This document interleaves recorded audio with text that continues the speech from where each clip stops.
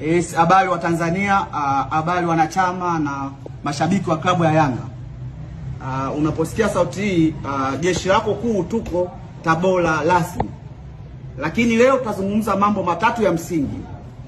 Jambo moja kuliko lote, jana tulizungumza ni kwa jinsi gani watu wenye mamlaka wanataka kuwafungia viongozi wetu. Mjumbe wa kamati ya utendaji Alex Ngai pamoja na makamu wa rais Arafat wanataka kufungiwa na mamlaka kwa kutengeneza propaganda ambayo wataka kusema Magoli alikosea, kusema kuwa hata aleta timu au hata mechi yoyote, wamfungie na wafungie viongozi wetu.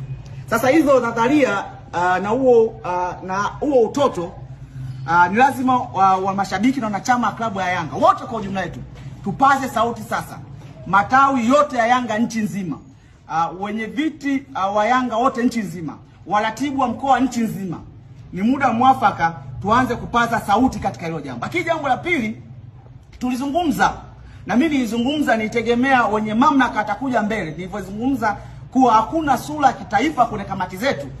Nijua labda atakuja kujibu hizo hoja, lakini wanataka kutishia na kuwafungia watu. Sasa hawezi kuwafungia, hawezi kuwaziba mdomo watu kwa kuwafungia.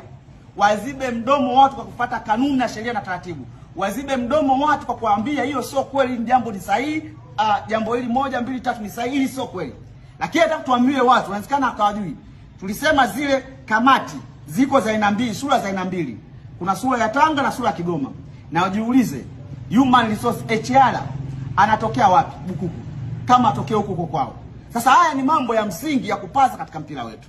Sasa baada hapo ni lazima tuambie wana Yanga kwa nini wanataka kuwafungia hawa. Sababu ni moja tu. Wameona viongozi wa Yanga ni viongozi vijana. Wameona viongozi wa Yanga wanafanya mambo makubwa sana ya kutarajia. Kwa sababu kama viongozi ni vijana, tafsiri yake ni nini? Tafsiri kwa sababu ni vijana watakaa muda mrefu kwenye mpira na Yanga itatawala mpira wa Afrika na Tanzania kwa ujumla. Hili waondoe kwenye reli, wanataka kuwafungia viongozi wetu. Na upande wa pili mnafahamu kwa kuna viongozi wazee. Na ukishafika uzee uzee sio sifa sana, lakini ukishakuwa mzee kuna maarifa fulani unapungukiwa. Ndio maana wana struggle ndani ya miaka 4 wakipati kombe chochote. Wanataka kufungia viongozi vijana. Sasa hii tupaze sauti. Lakini jambo la pili, mkuu wa mkoa, na hii mnajidanganya. Kakaangu Paulo Chacha, mkuu wa mkoa wa Tabora, umesema timu unayogopa ni moja tu, hiyo ambayo itaja wewe.